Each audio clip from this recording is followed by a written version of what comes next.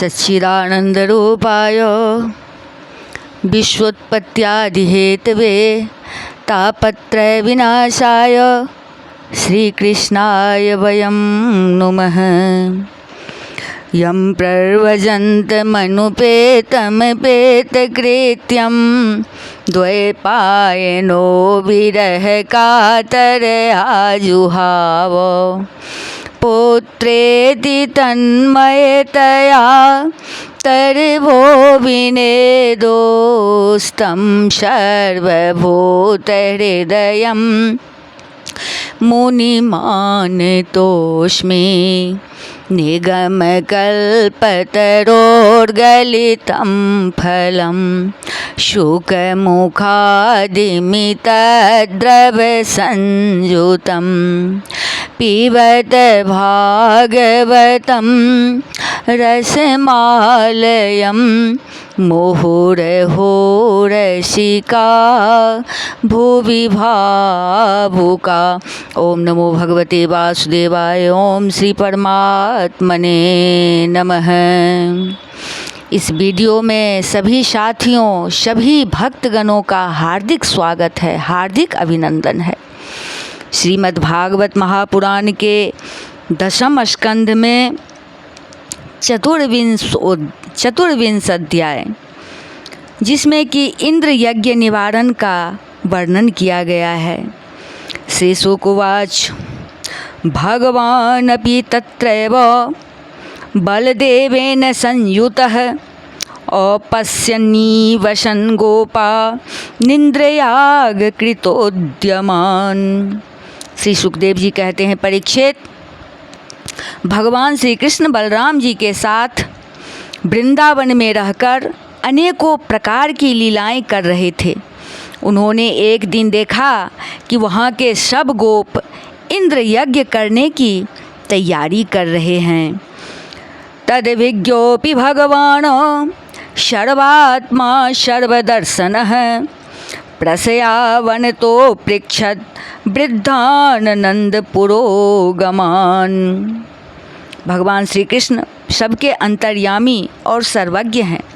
उनसे कोई बात छिपी नहीं थी, वे सब जानते थे। फिर भी विनयावनत होकर उन्होंने नंद बाबा आदि बड़े बूढ़े गोपों से पूछा, कथ्यतां मे पितः कोऽयं संभ्रमो व उपागतः किं फलं कस्य चोद्देशः केन वा साध्यते मखः। पिताजी, आप लोगों के सामने यह कौन सा बड़ा भारी काम, कौन सा उत्सव आ पहुंचा है? इसका फल क्या है? किस उद्देश्य से कौन लोग किन साधनों के द्वारा यह यज्ञ किया करते हैं? पिताजी, आप मुझे यह अवश्य बतलाइए। एतद्ब्रूहि महान् कामो मह्यं शुश्रूषवे पितः न हि गोप्यं हि साधूनां कृत्यं सर्वात्मनामिह। आप मेरे पिता हैं और मैं आपका पुत्र। ये बातें सुनने के लिए मुझे बड़ी उत्कंठा भी है पिताजी। जो संत पुरुष सबको अपनी आत्मा मानते हैं, जिनकी दृष्टि में अपने और पराये का भेद नहीं है, जिनका न कोई मित्र है, न शत्रु, न उदासीन, उनके पास छिपाने की असत्य स्वपरदृष्टीनां मित्रोदास्त विद्विषाम् उदासीनोरिवद्वर्ज्य आत्मवत्सौहृदुच्यते। हैं, उनसे तो कोई बात होती ही नहीं, परंतु यदि ऐसी स्थिति न हो तो रहस्य की बात शत्रु की भांति उदासीन से भी नहीं कहनी चाहिए। मित्र तो अपने समान ही कहा गया है, इसलिए उससे कोई बात छिपाई नहीं जाती। ज्ञात्वा च कर्माणि जनो अयमनुतिष्ठति विदुषः कर्म सिद्धि स्यात् तथा न विदुषो भवेत्। यह संसारी मनुष्य समझे बेसमझे अनेकों प्रकार के कर्मों का अनुष्ठान करता है। उनमें से समझ बूझकर करने वाले पुरुषों के कर्म जैसे सफल होते हैं वैसे बेसमझ के सफल नहीं होते। तत्र तावत् क्रिया योगो भवतां किं विचारितः अथवा लौकिकस्तन्मे पृच्छतः साधुं भन्यताम्। अतः इस समय आप लोग जो क्रिया योग करने जा रहे हैं वह सुहृदों के साथ विचारित शास्त्र सम्मत है अथवा लौकिक ही है, मैं यह सब जानना चाहता हूँ। आप कृपा करके स्पष्ट रूप से बतलाइए। नंदोवाच पर्जन्यो भगवान इंद्रो मेघास्तस्यात्ममूर्तयः तेभिवर्षन्ति भूतानां प्रीणनं जीवनं पयः। नंद बाबा ने कहा, बेटा भगवान इंद्र वर्षा करने वाले मेघों के स्वामी हैं। ये मेघ उन्हीं के अपने रूप हैं। वे समस्त प्राणियों को तृप्त करने वाला एवं जीवन दान करने वाला जल बरसाते हैं। तम तात वैमन्ये चौबार्मुच्चां पतिमीश्वरं द्रव्येस्तद्रेतस्तसा सिद्धेर यजन्ते कर्तुभिर्नराः। मेरे प्यारे पुत्र, हम और दूसरे लोग भी उन्हीं मेघपति भगवान इंद्र की यज्ञों के द्वारा पूजा किया करते हैं। जिन सामग्रियों से यज्ञ होता है वे भी उनके बरसाए हुए शक्तिशाली जल से ही उत्पन्न होती है। तक्षे से नोपजीवन्ति त्रिवर्ग फल हेतवे पुंसाम पुरुषकाराणाम पर्जन्य फल भावनः। उनका यज्ञ करने के बाद जो कुछ बचा रहता है उसी अन्न से हम सब मनुष्य अर्थ धर्म और काम रूप त्रिवर्ग की सिद्धि के लिए अपना जीवन निर्वाह करते हैं। मनुष्यों के खेती आदि प्रयत्नों के फल देने वाले इंद्र ही हैं। य एवं विसृजेत धर्मं पारं पर्यागतं नरः कामात् लोभात् भयात् द्वेषात् शौवे नाप्नोति शोभनम। यह धर्म हमारी कुल परंपरा से चला आया है। जो मनुष्य काम, लोभ, भय अथवा द्वेष बस ऐसे परंपरागत धर्म को छोड़ देता है उसका कभी मंगल नहीं होता। श्री शुकवाच बचो निशम्य नंदस्य तथान्येषां ब्रजोकसां इंद्राय मन्युं जनयन् पितरं प्राह केशवः। श्री सुखदेव जी कहते हैं, परीक्षित, ब्रह्मा शंकर आदि के भी शासन करने वाले केशव भगवान ने नंद बाबा और दूसरे ब्रजवासियों की बात सुनकर इंद्र को क्रोध दिलाने के लिए अपने पिता नंद बाबा से कहा। श्री भगवान उवाच कर्म न जायते जंतु कर्म नैव विलीयते सुखम दुखम भयम क्षेमम कर्मण्येवाभिपद्यते। श्री भगवान ने कहा, पिताजी, प्राणी अपने कर्म के अनुसार ही पैदा होता और कर्म से ही मर जाता है। उसे उसके कर्म के अनुसार ही सुख दुख भय और मंगल के निमित्तों की प्राप्ति होती है। अस्ति चेदीश्वरः कश्चित् फलरूप्यन्य कर्मणां कर्तारं भजते सोपि न हे कर्तुः प्रभुर्हि सः। यदि कर्मों को ही सब कुछ न मानकर उनसे भिन्न जीवों के कर्म का फल देने वाला ईश्वर माना भी जाए तो वह कर्म करने वालों को ही उनके कर्म के अनुसार फल दे सकता है। कर्म न करने वालों पर उसकी प्रभुता नहीं चल सकती। किमिंद्रेणेह भूतानां स्वस्वकर्मानुवर्तिनां अनीसे नान्यथा कर्तुं स्वभावविहितं नृणाम। जब सभी प्राणी अपने अपने कर्मों का ही फल भोग रहे हैं तब हमें इंद्र की क्या आवश्यकता है। पिताजी, जब वे पूर्व संस्कार के अनुसार प्राप्त होने वाले मनुष्यों के कर्म फल को बदल ही नहीं सकते तब उनसे प्रयोजन क्या। स्वभावतंत्रो हि जनः स्वभावमनुवर्तते स्वभावस्थमिदं सर्वं सदेवासुरमानुषम। मनुष्य अपने स्वभाव पूर्व संस्कारों के अधीन है, वह उसी का अनुसरण करता है। यहाँ तक कि देवता, असुर, मनुष्य आदि को हैं किए हुए यह सारा जगत स्वभाव में ही स्थित है। देहानुचाबचाञ्जन्तुः प्राप्योत सृजति कर्मणा शत्रुर्मित्रमुदासीनः कर्मेव गुरुरीश्वरः। जीव अपने कर्मों के अनुसार उत्तम और अधम शरीरों को ग्रहण करता और छोड़ता रहता है। अपने कर्मों के अनुसार ही यह शत्रु है, यह मित्र है, यह उदासीन है, ऐसा व्यवहार करता है। कहाँ तक कहूँ, कर्म ही गुरु है और कर्म ही ईश्वर। तस्मात् संपूजयेत् कर्म स्वभावस्थः स्वकर्मकृत अंजसा येन वर्तेत तदेवास्य ही दैवतम्। इसलिए पिताजी, मनुष्य को चाहिए कि पूर्व संस्कारों के अनुसार अपने वर्ण तथा आश्रम के अनुकूल धर्मों का पालन करता हुआ कर्म का ही आदर करे, जिसके द्वारा मनुष्य की जीविका सुगमता से चलती है, वही उसका इष्ट देव होता है। आजीव्येकतरं भावं यस्त्वन्यमुपजीवति न तस्माद् बिंदते क्षेमं जारं नार्यसति यथा।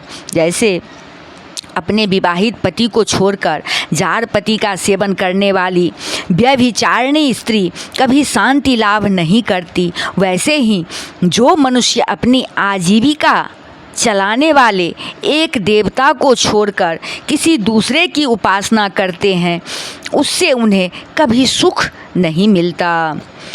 वर्तेत ब्रह्मणा विप्रो राजन्यो रक्षया भुवः वैश्यस्तो वार्तया जीवेत् शूद्रस्तो द्विज सेवया।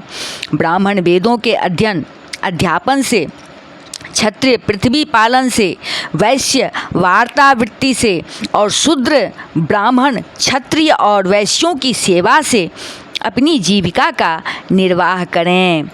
कृषि वाणिज्य गोरक्षा कोशीदम तुर्यमुच्यते वार्ता चतुर्विधा तत्र वयम गोवृत्तयो निशम। वैश्यों की वार्तावृत्ति 4 प्रकार की है: कृषि, वाणिज्य, गोरक्षा और ब्याज लेना। हम लोग उन चारों में से एक केवल गोपालन ही सदा से करते आए हैं। सत्वं रजस्तम इति स्थित्योत्पत्त्यन्त हेतवः रजसोत्पद्यते विश्वमन्योन्यं विविधं जगत। पिताजी, इस संसार की स्थिति, उत्पत्ति और अंत के कारण क्रमशः सत्वगुण, रजोगुण और तमोगुण है।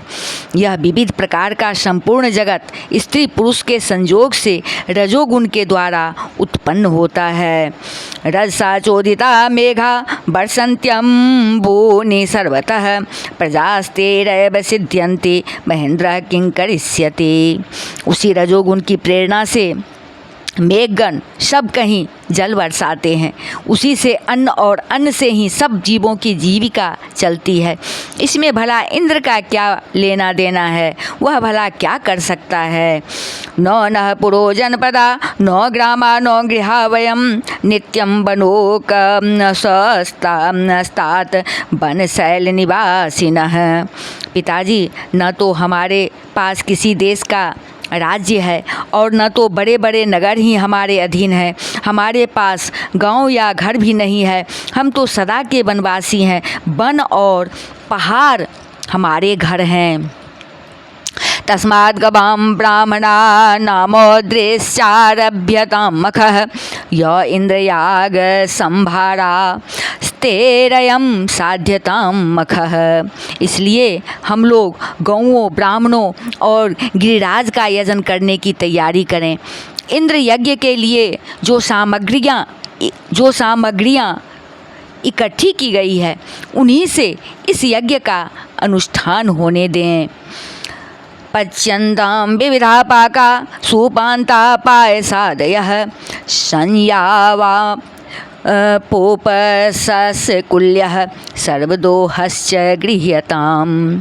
अनेकों प्रकार के पकवान, खीर, हलवा, पुआ, पूरी आदि से लेकर मूंग की दाल तक बनाए जाएं। ब्रज का सारा दूध एकत्र कर लिया जाए।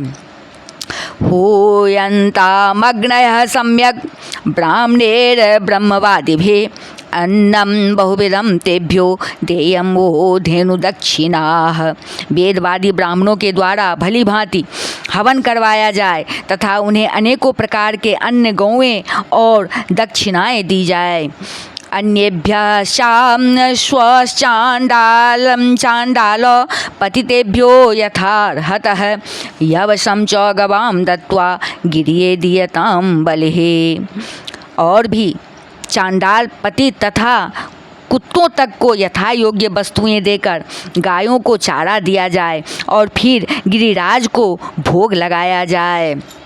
स्वलंकृता भुक्तवन्तः स्वनुलिप्ता सुवाससः प्रदक्षिणां च कुरुत गोविप्रानलपर्वतान्।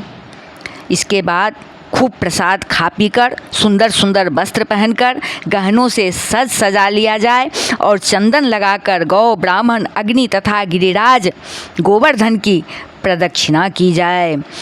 एतन्मतं तात क्रियतां यदि रोचते अयं गो ब्राह्मणाद्रीणां मह्यं च दयितो मखः। पिताजी, मेरी तो ऐसी ही सम्मति है, यदि आप लोगों को रुचे तो ऐसा ही कीजिए। ऐसा यज्ञ गौ ब्राह्मण और गिरिराज को तो प्रिय होगा ही, मुझे भी बहुत प्रिय है। श्री शुकवाच कालात्मना भगवता शक्रदर्पं जिघांसता प्रोक्तं निशम्य नंदाद्या साध्वगृह्णन्त तद्वचः। श्री सुखदेव जी कहते हैं, परीक्षित, कालात्मा भगवान की इच्छा थी कि इंद्र का घमंड चूर चूर कर दें। नंद बाबा आदि गोपों ने उनकी बात सुनकर बड़ी प्रसन्नता से स्वीकार कर ली। तथा च व्यदधु सर्वं यथाह मधुसूदनः वाचित्वा स्वस्तयनं तद् द्रव्येन गिरिद्विजान्।